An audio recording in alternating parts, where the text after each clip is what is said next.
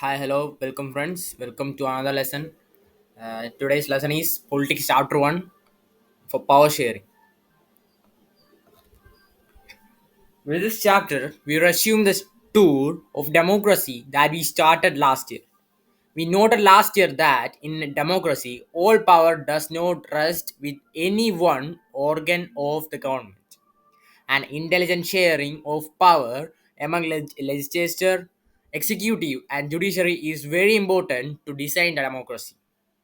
In this and the next two chapters, we are carrying this idea of power sharing forward. We start with two stories from Belgium and Sri Lanka. Both these stories are about how democracies handle demands for power sharing. The stories yield some general conclusions about the need for power sharing in democracy.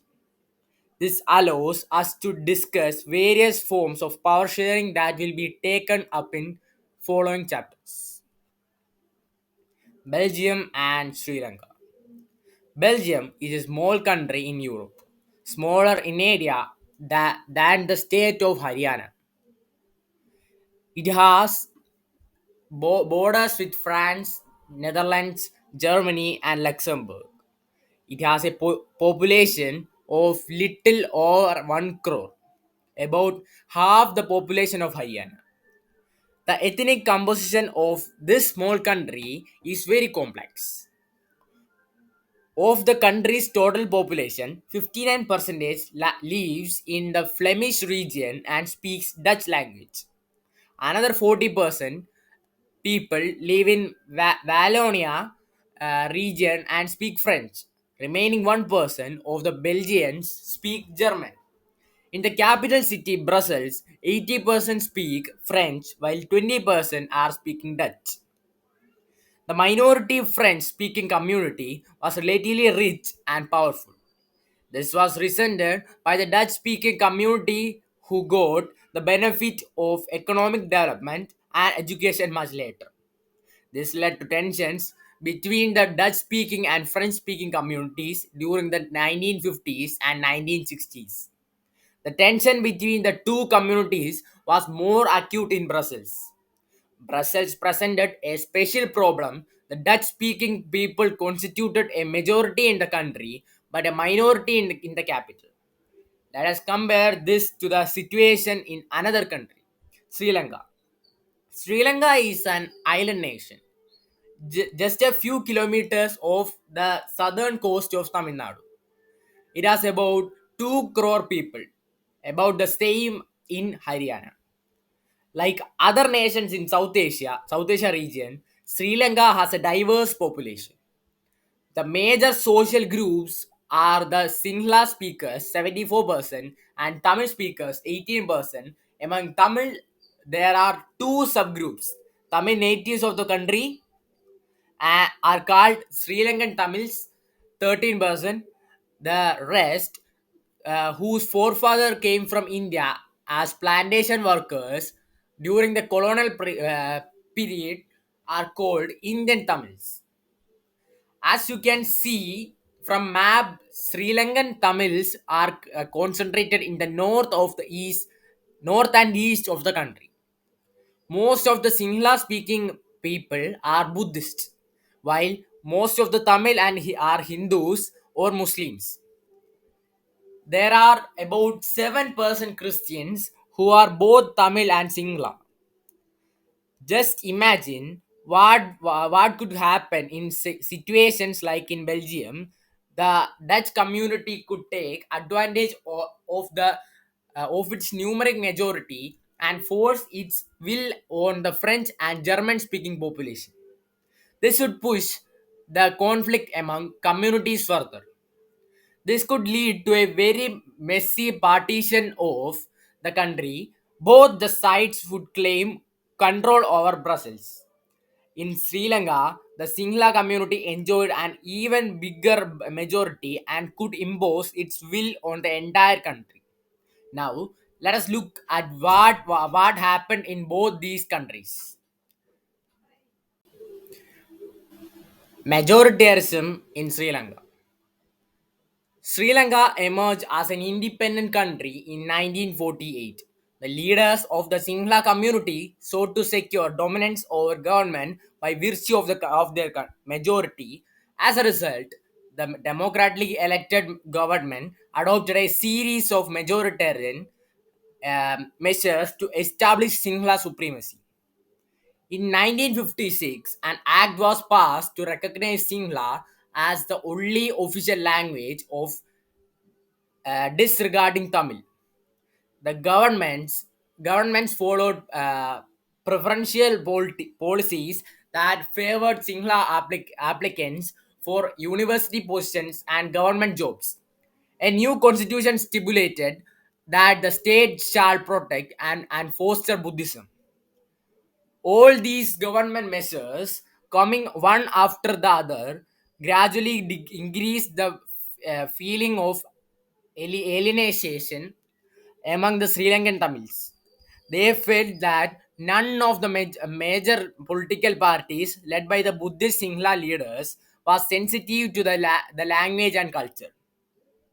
They felt that the constitution and government policies denied them equal political rights, discriminated against them in getting jobs and other opportunities, and ignored their interests. As a result, the relations between the Sinhala and Tamil communities strained over time. The Sri Lankan Tamil launched parties and struggles for the recognition of Tamil as an official language for regional autonomy and equality of opportunity in securing education and jobs. But their demand for more autonomy to provinces populated by the Tamils was repeatedly denied. By 1980s, several political organizations were formed demanding an independent Tamil ALM state in northern and eastern parts of Sri Lanka.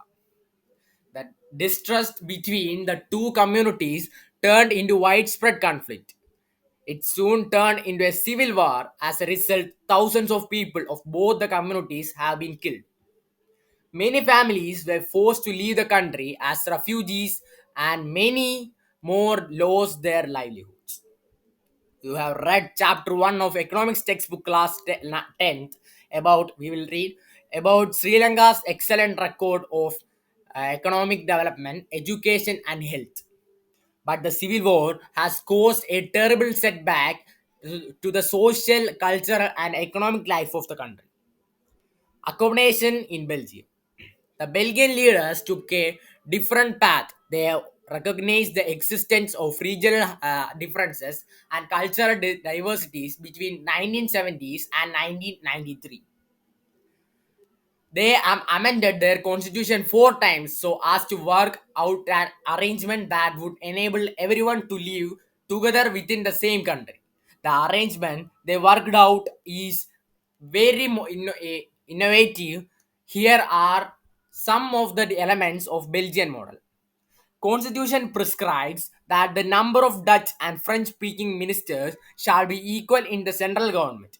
Some special laws required for to the support of majority of members from each linguistic group. Thus, no single community can make decision unilaterally. Many powers of the central government have been given to state governments of two regions of the country. The state government are not subordinate to the central government. Brussels has a separate government in which both the communities have equal representation. The French speaking people accepted equal representation in Brussels because the Dutch speaking community has accepted equal representation in the central government. Apart from the central and state government, there is a third kind of government. This is community government. Is elected by people belonging to one language community, Dutch, French, and German speaking. No matter where they live, this government has the power regarding cultural, educational, and language related issues. You might find Belgian model very complicated. It indeed is very complicated. Even for people living in Belgium. But these arrangements have worked well so far.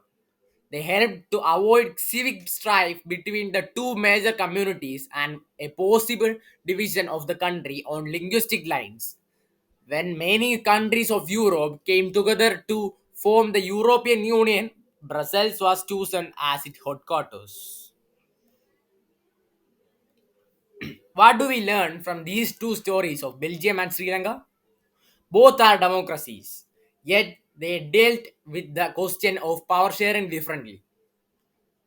In Belgium, the leaders have realized that the unity of the country is possible only by respecting the feelings and interests of different communities and regions.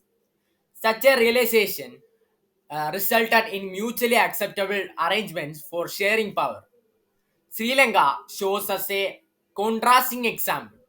It shows us that if a majority community want to force its dominance over others and refuses to share power, it can undermine the unity of the country.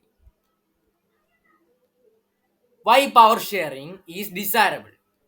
Thus, two different set of reasons can be given in favor of power sharing. Firstly, power sharing is good because it helps to reduce the possibility of conflict between two groups, since social conflict often leads to violence and political instability. Power sharing is a good way to ensure the stability of political order. Imposing the will of majority community over others may look like an attractive option in the short run, but in long run it determines the unity of the nation.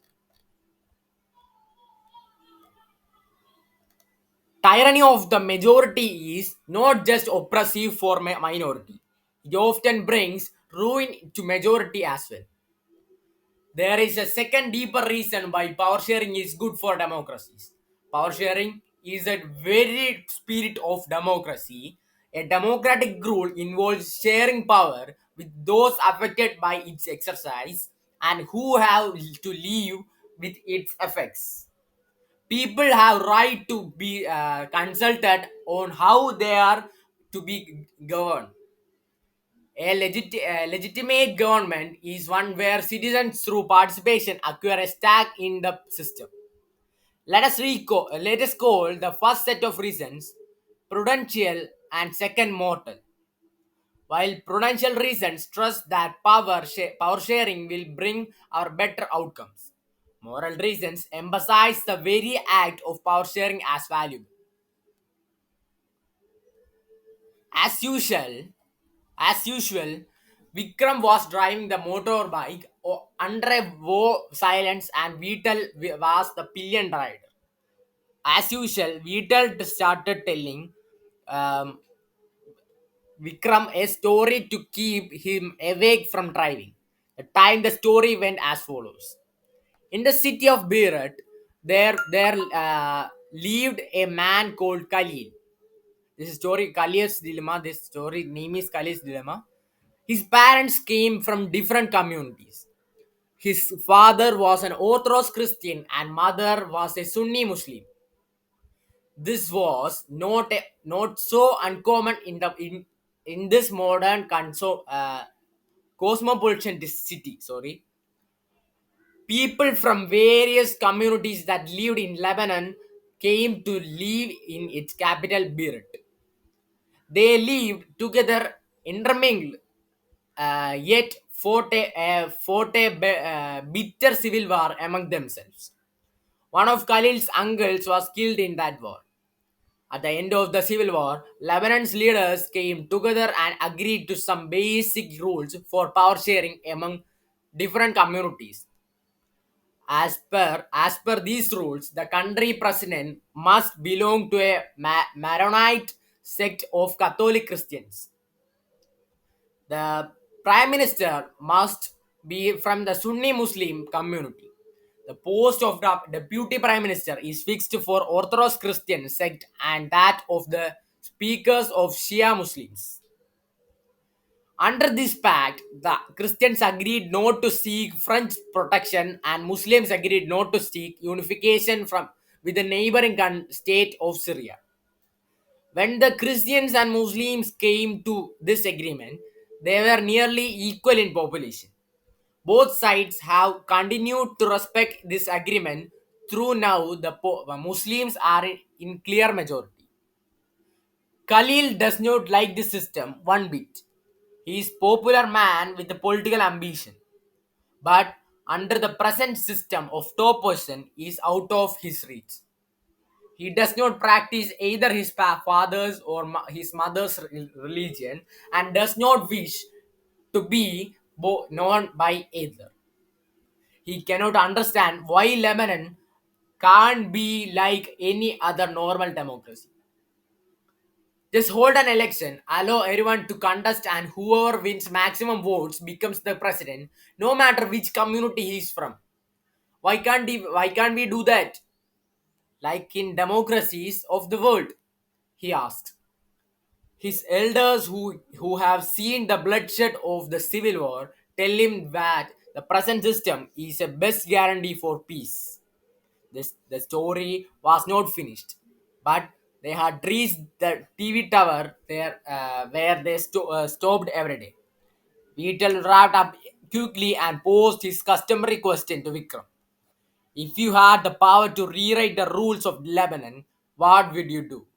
Would you adopt the regular rules followed everywhere as Khalil suggests, or stick to the old rules, or do something else? Beetle did not forget to remind Vikram of their basic pact.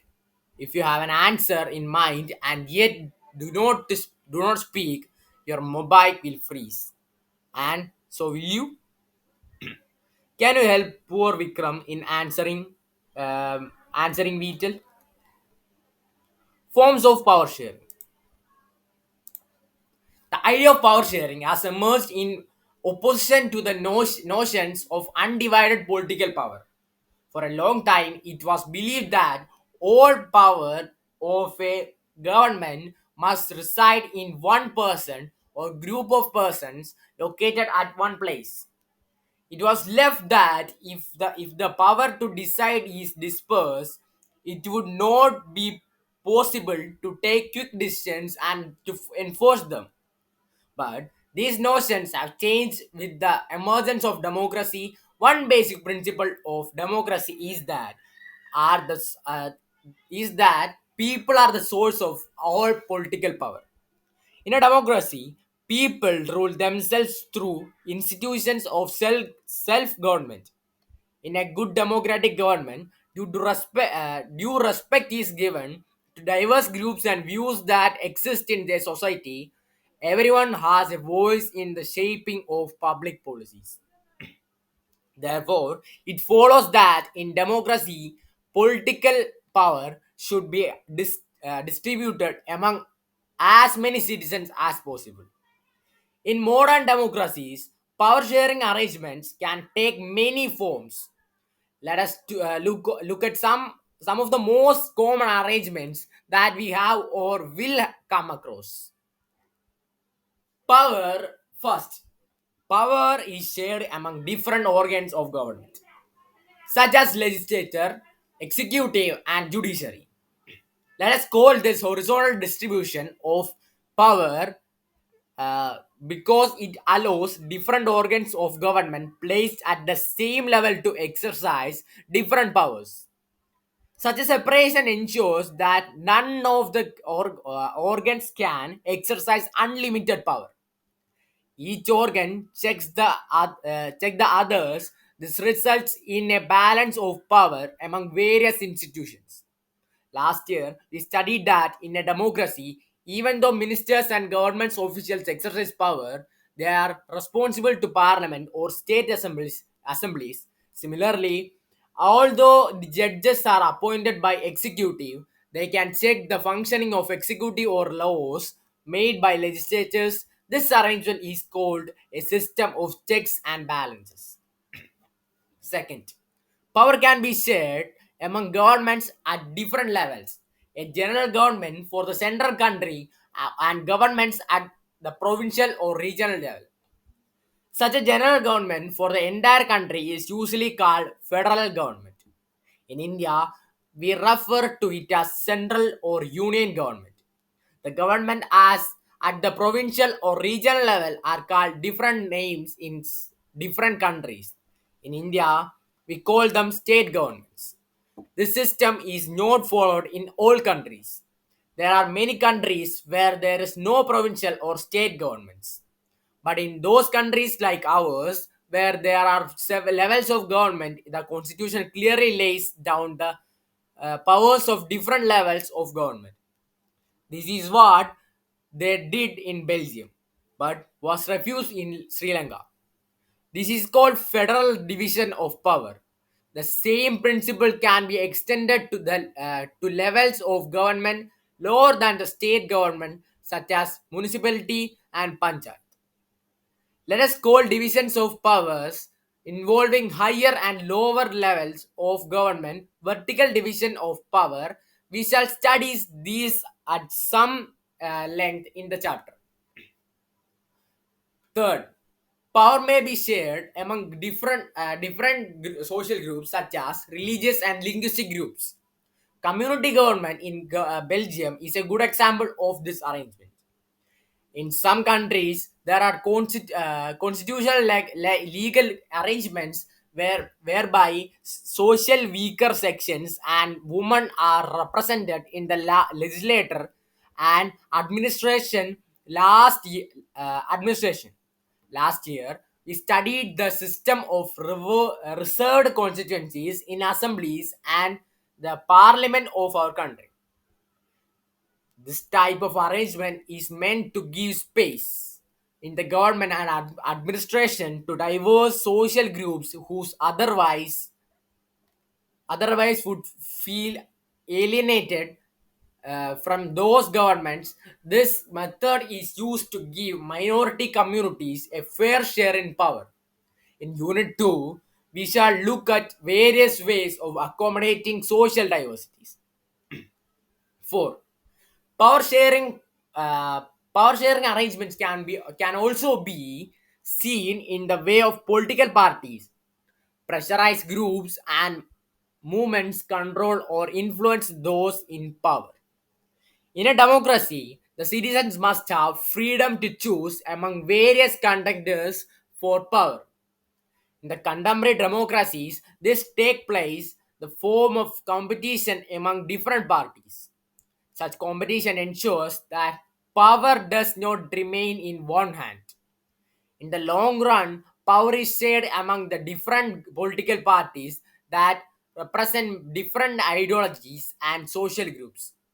Sometimes, this kind of sharing can be direct when two or more parties form an alliance to contest elections.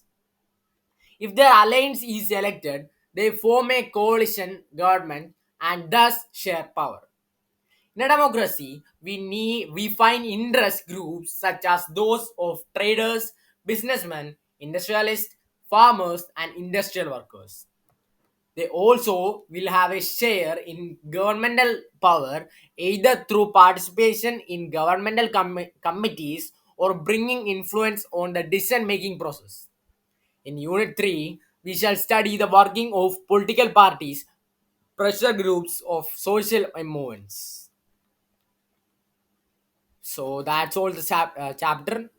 Thanks for watching the video. You can pause the video and see the exercise part.